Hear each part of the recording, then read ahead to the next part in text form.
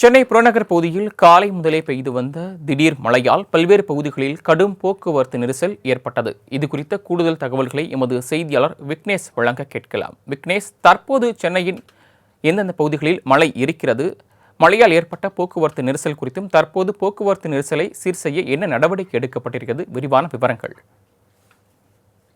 வணக்கம் சரவணன். வங்கக்கடலில் உருவான காற்றழுத்த தாழ்வு பகுதியின் காரணமாக சென்னை மற்றும் அதன் புறநகர் பகுதியில் தொடர்ந்து இன்று காலை முதலே விட்டு விட்டு கனமழையானது பெய்து வருகிறது.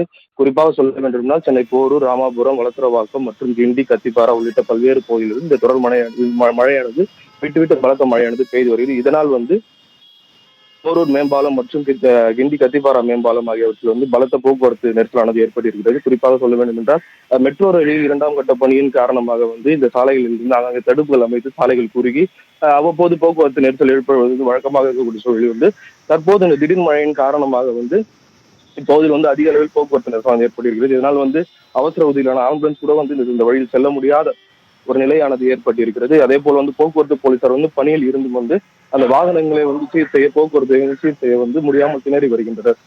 மேலும் விரைந்து இந்த போக்குவரத்தை சீர் செய்ய வேண்டும் என்று வாகன ஓட்டிகள் கோரிக்கை விடுத்துள்ளனர். அதே போல் சாலையில் அங்கங்கே பள்ளங்கள் இருப்பால் வேகமாக செல்ல முடியாத ஒரு சூழலும் இருக்கிறது என்று அவர்கள் தரப்பு தெரிவிக்கப்பட்டிருக்கிறது.